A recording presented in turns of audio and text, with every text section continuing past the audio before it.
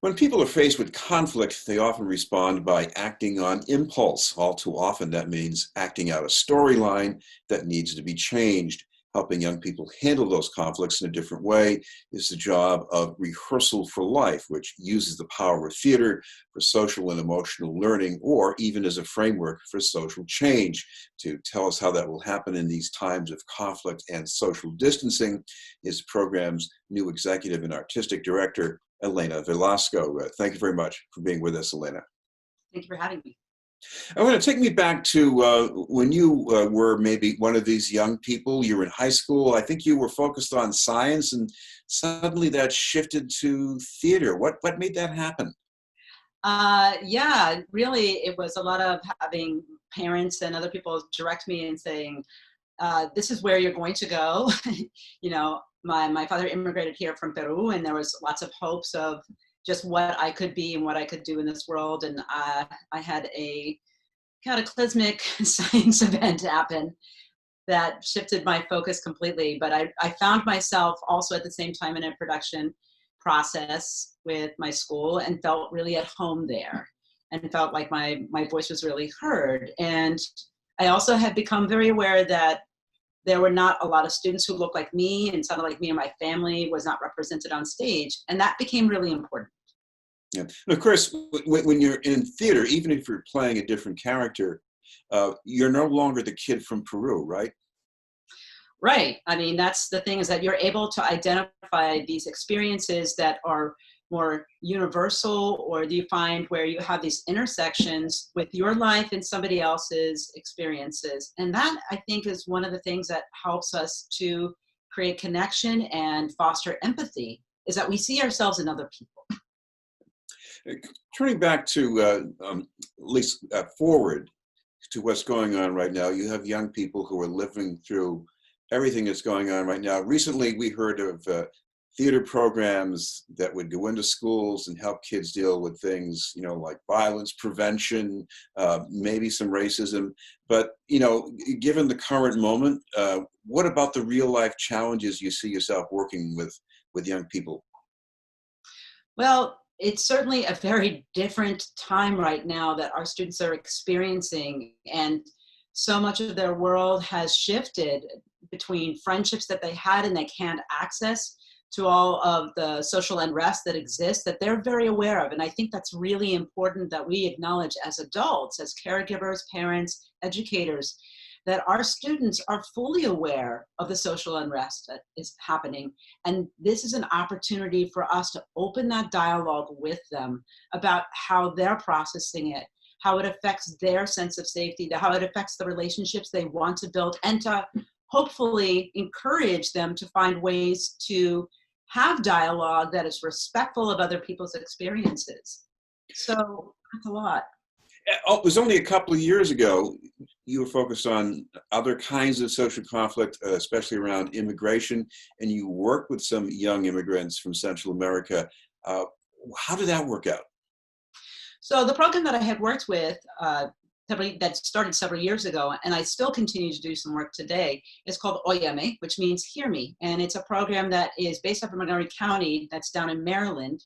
And this is for undocumented youth and unaccompanied minors who arrived to that area. It really, the focuses were sort of twofold. Number one, to create a safe arts haven so that students could build community of their own. I think that's so significant when a child moves to a particular area, but particularly for children who have experienced trauma and are going through a reunification process, for them to be able to find other individuals going through this was so critical. And the arts, because of its reach, its social emotional depth, and its ability to reach across these different experiences and to go past language too.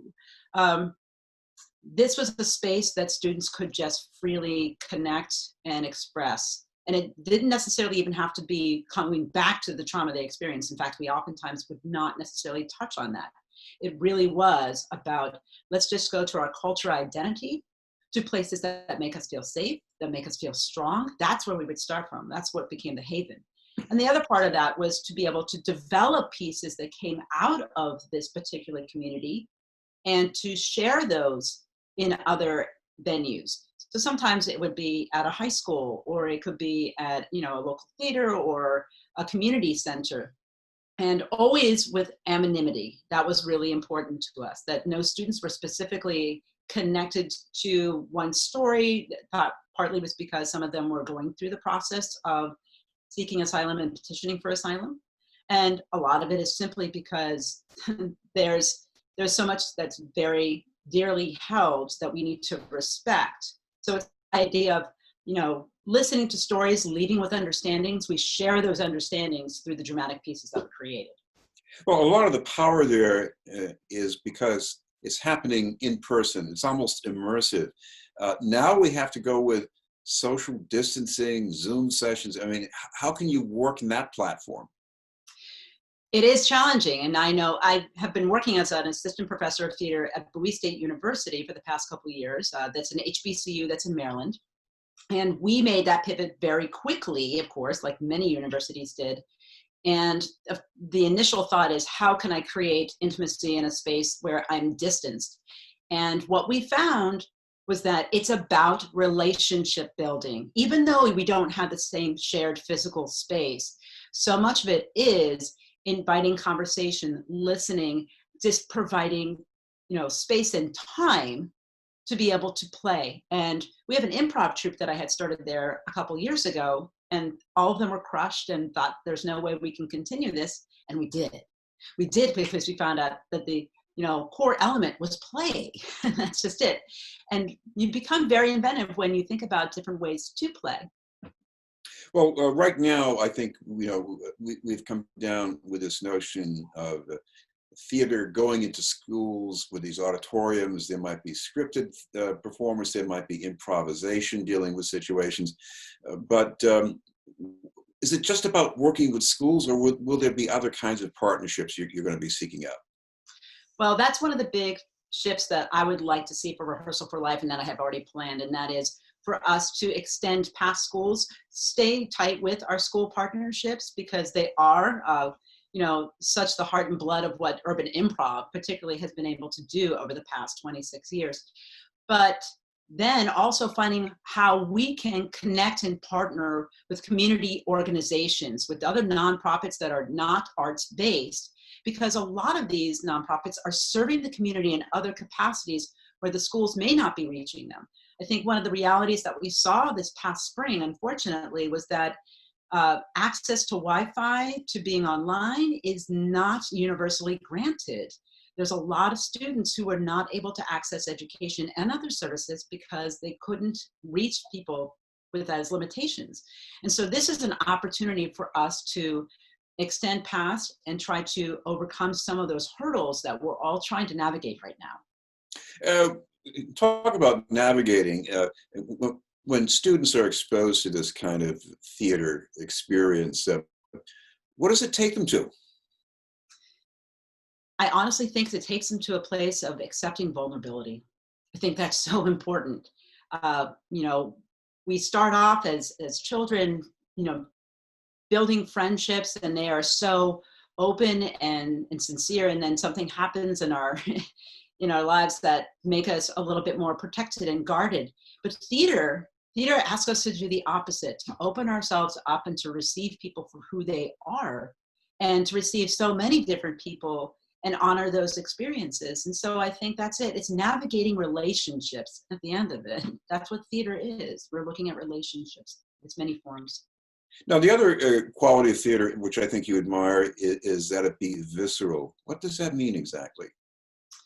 Well, so visceral, something that's just embedded in the body, that is almost something that we cannot articulate itself. It's the nonverbal. There's so much nonverbal expression that I think we don't even recognize, but we experience when we're in that shared physical space. And of course, that's something I'm exploring right now. How do we still get that visceral connection to one another and to an experience as we dramatically present it that comes through the body? I have an extensive background as a physical theater artist as well. So for the past 20 years, I've also worked with Cinetic Theater, which is a DC-based physical theater company. And most of the work that they do is nonverbal. They've adapted Shakespeare's, like 13 different Shakespeare plays into these nonverbal kinesthetic physical performances. And I've done the same thing with my company with Convergence Theater, which is a theater for social justice collective that is DC based as well. And it's about taking what is written and translating it into something that is corporal, something that is visual, something that is affective, and also immersive.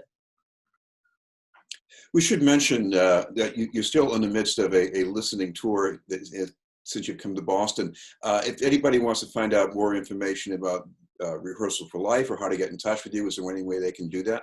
Absolutely. So please visit us at rehearsalforlife.org, and you will find on there not only a little introduction to me and the history of the organization, but as well recently the care packages that we had created this past spring. So you can see how we've been able to pivot programs from something that has been in person to one of the three components that we are going to be doing. That is the virtual component, where you can just tap in and see how these things are scenes that are left open-ended. So there's discussion that can happen between the person who is watching and a caregiver, an adult or a friend.